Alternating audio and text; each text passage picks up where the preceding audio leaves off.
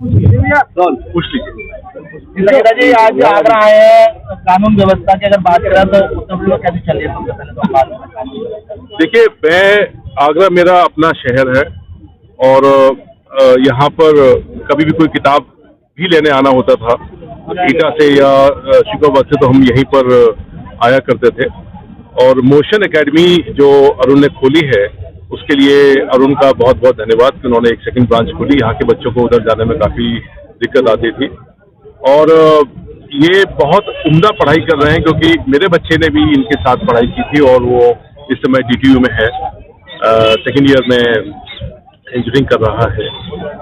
तो यहाँ से मैं एक बात मैं समझा हूँ कि इंजीनियरिंग कॉलेज में घुसना, एक अच्छे इंजीनियरिंग कॉलेज में घुसना का मतलब होता है कि एक पुरानी लंबे समय से चली आ रही गरीबी की रेखा को लांघना।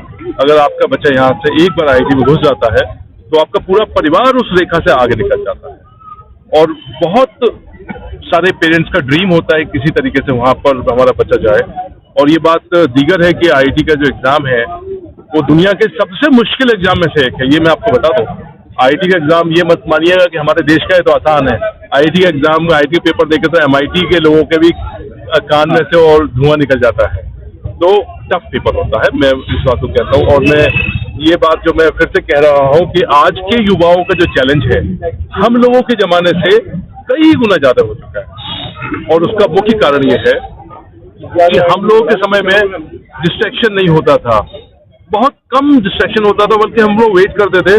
पूरे सप्ताह में सिर्फ 2 दिन चित्रहार आता था और एक चित्रहार में 4 या 5 गाने आते थे। तो आप देखिए, हम लोग पूरे एक सप्ताह में मुश्किल से 5 या 6 8 गाने देख पाते थे। तो बस उससे हमारा मनोरंजन हो जाता था। उसके बाद आपके पास कोई चॉइस नहीं होती थी, पढ़ना होता था। लेकिन आज की डेट में मनोरंजन हमारे हाथ में है, सोशल मीडिया हमारे हाथ में है, फोन हमारे हाथ में है। तो उस आदत से कैसे आप पीछे छुड़ाएंगे, ये बहुत बड़ा चैलेंज है और ये आपके सामने है। और एक बात जो मैं हमेशा कहता हूँ, जिंदगी में जो मुश्किलात हैं वो आनी तो हैं, बराबर मुश्किल है, सबके हिस्से की मुश्किलें हैं, वो आती हैं। अब ये तय ये करना है युवाओं को, अगर वो आज इनको हल कर लेंगे तो कल वो जब उनका बुढ़ापा आएगा और जवानी के बाद के दिन आएंगे, अच्छे से, जब शरीर कमजोर होगा तब वो आसानी से जिंदगी जी पाएंगे। लेकिन अगर आज आपने अपना समय रील्स देखने में बर्बाद किया, सोशल मीडिया में बर्बाद किया, फोकस होकर कोई एक काम नहीं पकड़ा, और मैं आपको फिर से कह रहा हूँ कि ये तो खैर बहुत बड़ा एग्जाम है, यहाँ पे जो आते हैं उसमें तो मुझे लगता है कि महादेव की कृपा होती है, वही सिलेक्ट हो पाते हैं इस एग्जाम में। लेकिन बाकी युवाओं के लिए बता रहा हूँ, आप कोई सा एक काम अच्छे से करना सीख लीजिए, हुनर कर लीजिए, जिसे कहते हैं एक काम में मास्टरी कर लीजिए, चाहे वो कोई सा काम हो। आपके पास रोजगार चल के आएगा, मैं गारंटी देता हूँ इस बात की। कई बार लोग कहते हैं कि साहब रोजगार नहीं है, तो मैं उससे हमेशा पूछता हूँ कि कौन सा स्किल सेट है, कौन सा काम है जो आपको आता है, मुझे बताइए। अगर काम आपको आता है तो रोजगार पीछे चल के आएगा। तो मेरा यही एक संदेश है कि युवाओं को बहुत ज्यादा मेहनत करनी है, और ये युवा शरीर है आपका। स्वामी विवेकानंद जी कहा करते थे कि युवा में इतनी शक्ति होती है कि हिमालय के सामने दहाड़ दे तो हिमालय को भी झुकना पड़ता है। युवा में वो शक्ति होती है।